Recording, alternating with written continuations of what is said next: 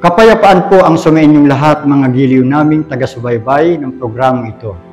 Muli po, maraming salamat sa Panginoong Diyos na nagbigay sa ating muli ng pagkakataon upang sa araw na ito magkasama-sama tayo na makapakinig ng mga aral ng Diyos na pawang ipinaglilingkod sa atin ng programang ito, ang Kabanal-Banalan.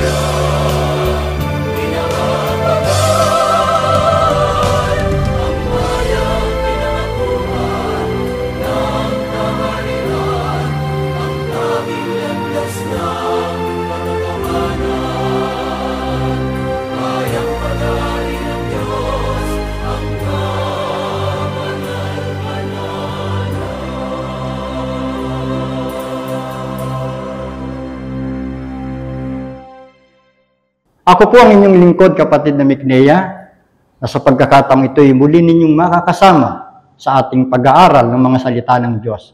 At narito rin po ang ating pangunahing lingkod na kasangkapan sa paghahayag ng mga salita ng Diyos, ang ating minamahal na kapatid, ang kapatid na ni Raya. Kapayapaan po ang sumainyo, kapatid na ni Raya. Kapayapaan din pong sumainyo, kapatid na Miknea, at kapayapaan po sa lahat ng aming mga minamahal na taga-subaybay ng programang ito na ang Kabanal-Banalan. Muli po, isang mahalagang paksa po ang inihanda ng Diyos sa pamamagitan ng Kabanal-Banalang Iglesia na inihahayag ng programang ito. Isang paksa po na totoong napakakailangan at napakahalaga na maunawaan ng tao. Ito po ay walang iba kundi ang Diyos ay mayaman sa awa. Isa po ito sa likas na katangian ng ating Diyos. Siya po ay tunay na mayaman sa awa.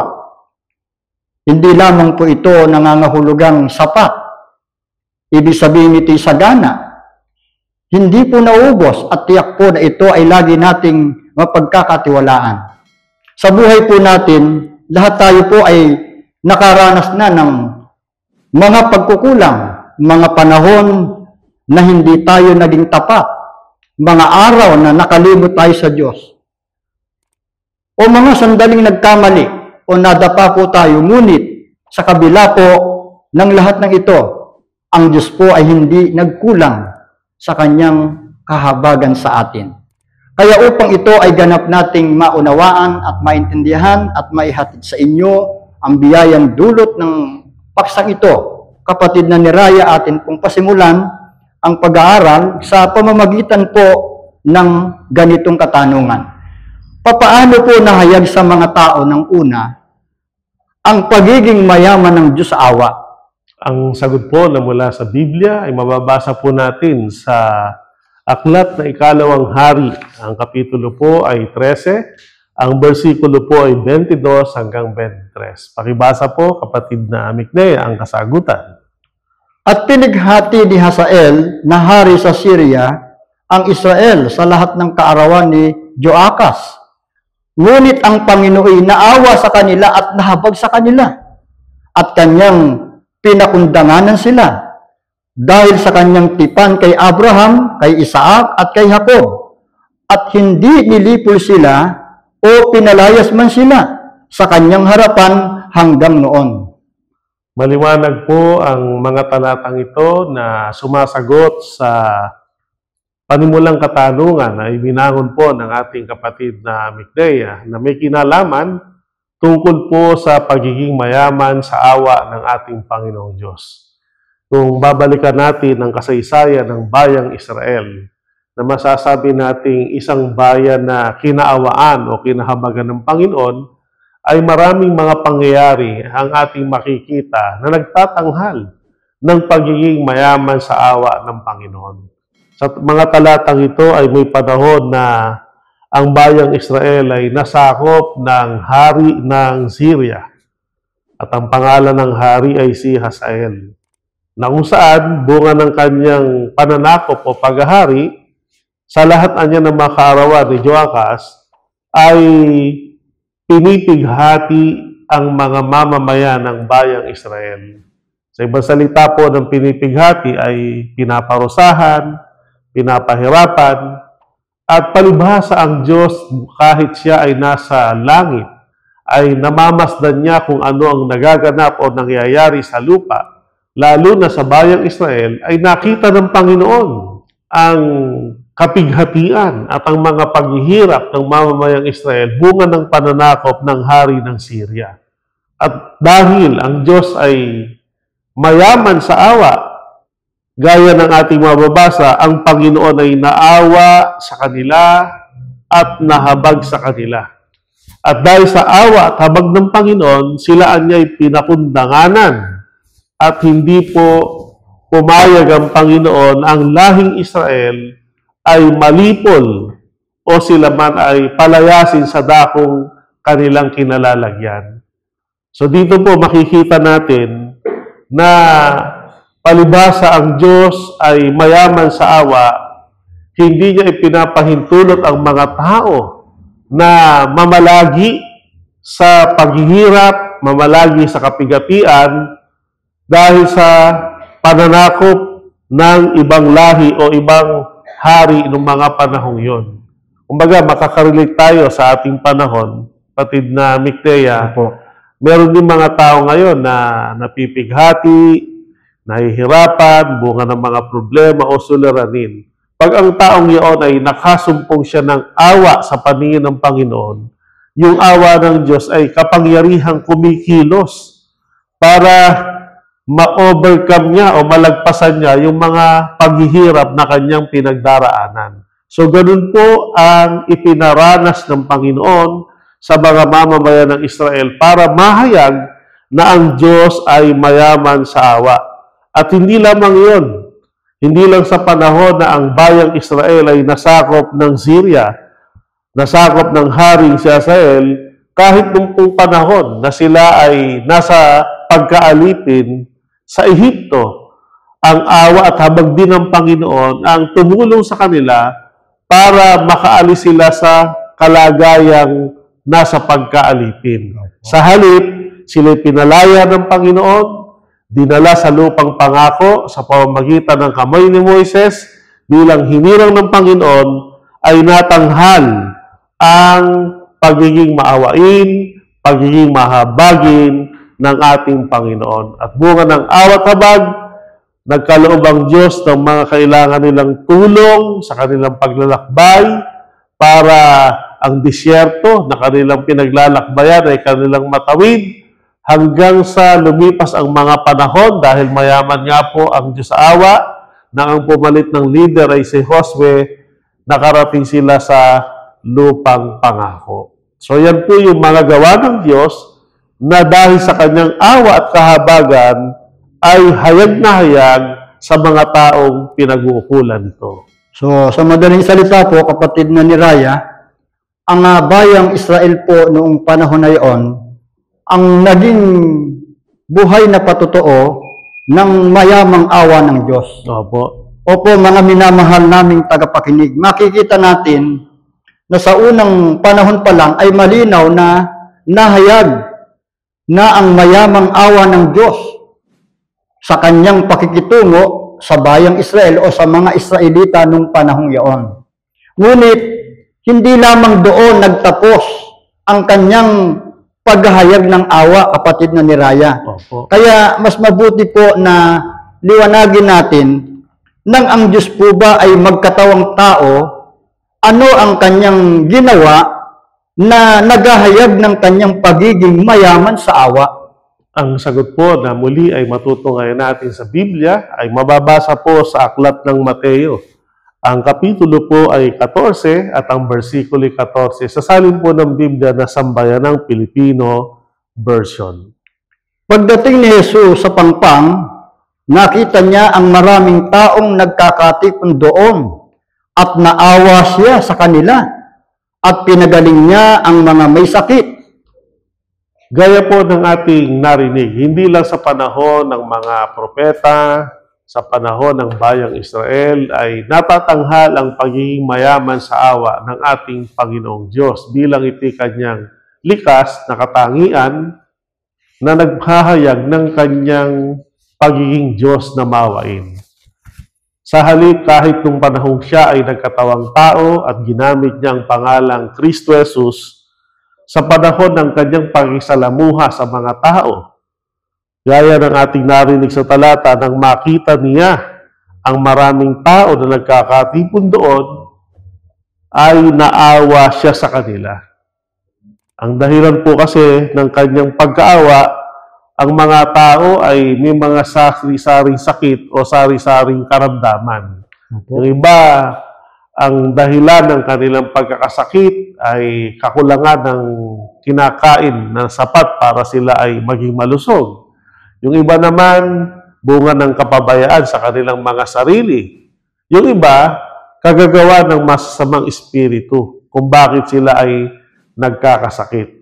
Pero kung ano man ang dahilan ng pagkakasakit o maraming karamdaman ng mga tao ng panahon yon, dahil sa awa ng Diyos, sa awa ng Panginoong Kristo Jesus, sa nakita niyang kalagayan ng mga taong yon, sa paggamit ng kanyang kapangyarihan, nilunasan niya ang kaawa-awang kalagayan ng mga taong may sakit sa paraang silaan niya ay kanyang pinagaling.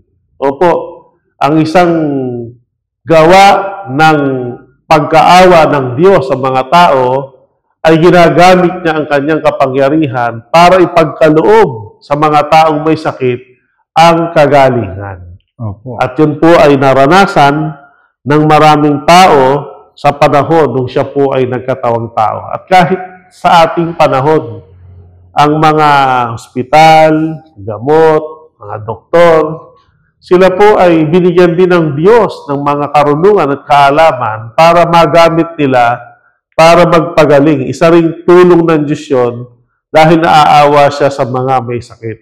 At yung iba naman na walang kakayanan para bumayad sa mga doktor, magpa-ospital, kung sila'y lumalapit sa Panginoon sa pamamagitan ng pananalangin, humihingi ng awa, at humihiling na sila'y pagalingin dahil sa kanilang pananampalataya, kalakip ng pagkaawa ng Diyos, ay itinararanas ng Diyos ang pagpapagaling sa mga may sakit. Kailangan lang po para maklaim ng tao yung awa at bunga ng awa na mula sa Panginoon ay ibigay ang kagalingan, lumapit siya at humingi siyang may pananampalataya. So ito po yung mga ginawa ng Panginoong Kristo Jesus.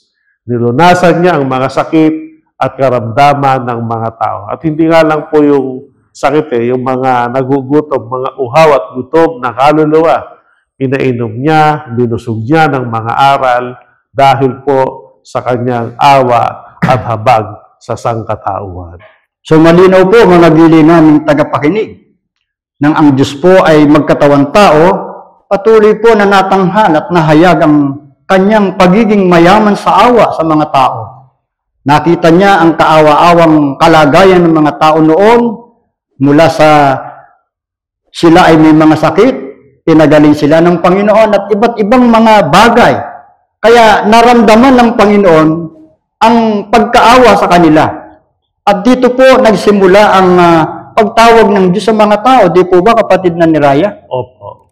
Kaya, kailangan po na makilala natin at maalaman natin kung paano naman naranasan ng mga unang Kristiyano, sa panahon naman ng mga unang Kristiyano, paano nahayag sa kanila ang pagiging mayaman sa awa ng Panginoong Diyos. Ang sagot po ay mula kay Apostol Pablo sa kanyang pagsulat.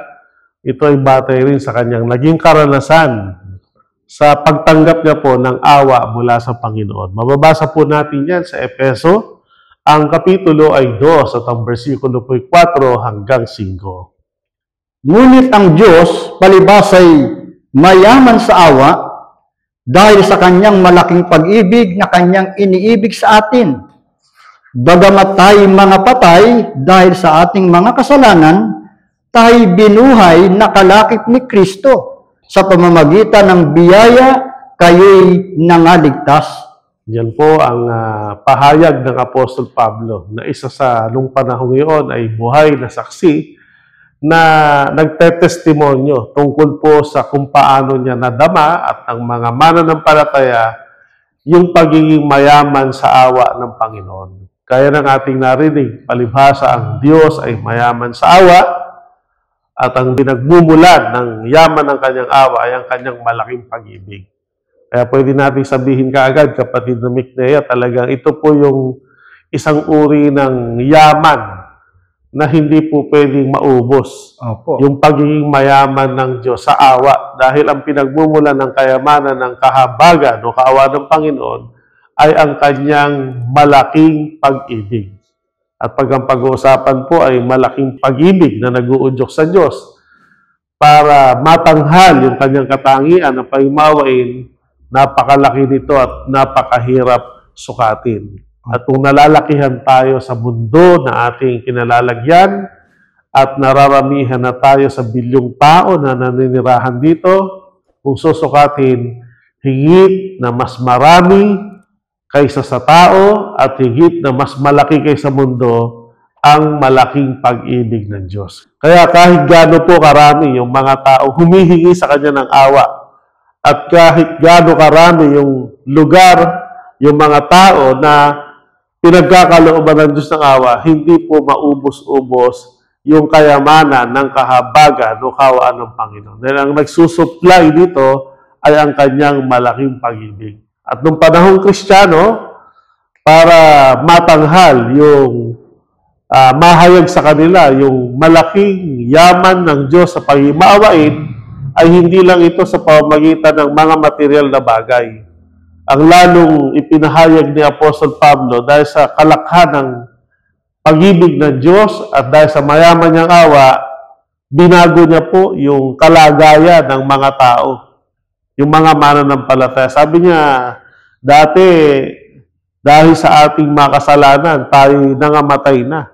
Pero dahil sa awa ng Diyos, binuhay niya tayo nung panahon tayo patay dahil sa ating mga kasalanan. Kaya yung awa ng Panginoon kapangyarihang bumubuhay kahit napatay na yung kaluluwa dahil sa pagkakasala. Minsan tinalakay po natin sa programang ito na ang bawat nagkakasala namamatay yung kanilang kaluluwa. Pero meron pa palang solusyon sa namatay na kaluluwa. Yung kaawaan ng Diyos, yung kaluluwa ng taong yon.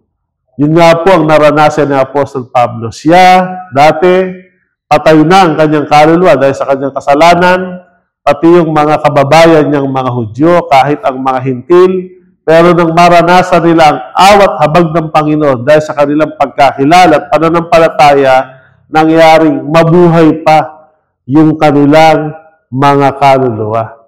At yung kanilang kapalaran sana, na dahil sa kasalanan, sila ay mapaparusahan. Dahil sa awa ng Diyos, sa halip na sila ay mapaparusahan, iniligtas sila sa kamatayan at iniligtas sila sa tiyak na kaparusahan. At dahil sa mga naranasan nilang yon, pinangunahan ni Apostol Pablo ang paghahayag sa pagiging mayaman sa awa ng Diyos dahil sa kanyang malaking pag-ibig. So hindi lang po pala basta awa ito. Opo. Ito po pala ay may kalakip na kapangyarihan na kayang bumuhay ng mga namatay dahil sa kasalanan. Ibig sabihin, namatay ang kaluluwa.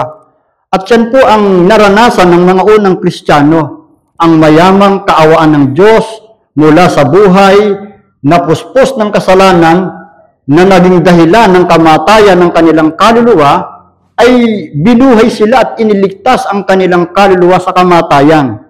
Ang tanong pong muli, kapatid na niraya, sa ating panahon, nabago ba ang katotohanan ito na ang Diyos ay nananatiling mayaman sa awa sa lahat ng panahon? Hindi po. At ang tiyak na batayan ay mababasa po natin sa unang Timoteo, Kapitulo 2, versikulo 3 hanggang 4. ito'y mabuti at nakalulugod sa paningin ng Diyos na ating tagapagligtas, na siyang may ibig na ang lahat ng mga tao'y mga ligtas at mga kaalam ng katotohanan. Ang kalikasan at katangian ng Diyos bilang mayaman sa awa dahil sa kanyang malaking pag-ibig, na ito ay natanghal at naranasan ng mga unang tao sa panahon pa ng bayang Israel, sa panahon ng mga propeta, sa panahon ng pagkakatawan tao ng ating Panginoong Diyos, at kahit nung panahong Kristiyano, at masasabi natin hanggang sa ating panahon, hindi po ito nababago. Nananatili at namamalagi kung paanong hindi nauubos ang yaman ng Diyos sa pagiging maawain o mahabagin kahit po lumipas ang panahon hanggang sa panahon natin at sa darating pang panahon, mananatiling ang Diyos ay mayaman sa awa. At ang katunayan nito, sabi ni Apostol Pablo, yung ibig ng Panginoon, bunga ng kanyang awa sa sangkatauhan, hindi niya ibig na ang mga tao mapahamak. Kundi dahil sa awa, kahit na ang tao ay nangagkasala at maraming pagkukulang o kasalanan, gusto niya pa rin gawa ng paraan, bunga ng awa, na ang mga tao ay maligtas. Ang kailangan lang, maipaalam sa mga tao yung katotohanan. Yung mga aral ng Diyos na magpapalaya sa kanila sa pagkakaalipin ng kasalanan at magdiligtas sa kanila itong mga katotohanan ito sa kapahamakan. At itong plano ng Diyos na ito, hangga't maaari, ay kung tatanggapin at sasampalatayanan lang ng tao yung awat habag ng Panginoon, ay mararanasan niya ito hindi lang sa kasalukuyang panahon, kundi maging sa susunod na panahon. Kumbaga po, yung katangian ng Diyos na siya yung nakaraan, siya yung kasalukuyan, at siya ay yung darating. Siya yung Alpha, siya yung Omega, siya yung pasimula, siya yung wakas. Kung siya yung kahapon, ngayon, at sa darating, ganun din po yung pag-iral ng kanyang pagiging maawain. Maawain siya nung nakaraang panahon, maawain siya sa kasalukuyang panahon, at maawain pa rin siya sa darating na panahon. At ang katunayan niyan, hindi nababago ang nasa puso ng Diyos na nag-uudyok sa Kanya para maging mayaman sa awa ay para iligtas at gawa ng paraan ang taong kahabag-habag na, mapapahamak na sana dahil sa laki ng kasalanan, ay sasagipin pa niya, ililigtas pa niya, kailangan lang tanggapin ng tao ang mga aral ng katotohanan. So yan po, mga giliw naming tagapakinig, talagang napakayaman. Hindi lang po mayaman, napakayaman, walang katapusan ang awa ng Panginoong Diyos. At yan po, batay sa pagpapaliwanag, ay hindi po nagbabago. Nananatili na sa lahat ng panahon, ang katangiang ito ng Diyos ay hindi po mawawala. Kaya, ano po naman ang nais ng Diyos, kapatid na ni Raya, na matutunan natin sa ating napag-unawa na katangian ng Diyos na mayaman sa awa?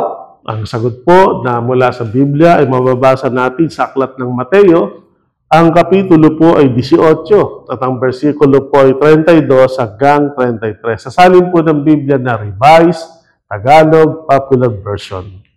Ipinatawag ng hari ang malupit na lingkod. Napakasama mo, sabi niya. Pinatawad kita sa utang mo sapagkat nagmakaawa ka sa akin. Naawa ako sa iyo. Hindi ba't dapat ka rin sanang nahabag sa kapwa mo? Ang mga salitang ito na ating narinig ay hango po sa talinghaga ng ating Panginoong Kristo Jesus nung siya nangangaral sa panahon ng kanyang pagkakatawang tao. Na ang dapat nating mapulot na lesson o aral dito, ang mga tao dapat na kinaawaan ng Panginoon ay dapat na maging maawain din naman. Apo. Kasi kung itataas pa po natin yung pagbasa sa mga talatang ito, tinatalakay niya yung taong may malaking pagkakautang sa kanyang Panginoon. nung dumating na ang kanyang Panginoon para singilin ang kanyang malaking pagkakautang, wala siyang sapat na halaga para ibayad sa utang niya sa Panginoon. E nung panahon yon, pagka hindi ka nakabayad, nasa kapangyarihan ng pinagkautangan mo kung ikaw ipakukulong o ikaw iparurusahan. Na yun ang pwedeng maging kabayaran kapag hindi ka nakabayad. O pwedeng ilitin pati kung ano man yung natitira mong pag-aari at gawing alipin pati yung asawa, anak o mga kamag-anak mo. Pero ang ginawa ng alipin, siya'y nagmakaawa sa kanyang Panginoon at humingi ng panahon para siya makabayad. Opo. At dahil po sa ang kanyang Panginoon ay merong katangiang maawain, ay kinahabagan siya at binigyan siya ng panahon para siya ay makabayad. Hindi siya ipinabilanggo, hindi siya ginawang alipin, pinalaya pa rin siya sa kanyang pagkakautang.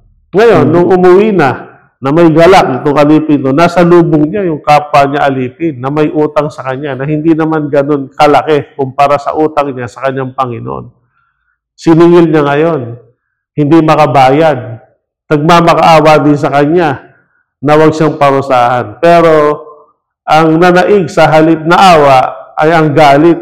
Kaya binugbog niya, halos mamatay na ang aliping yon.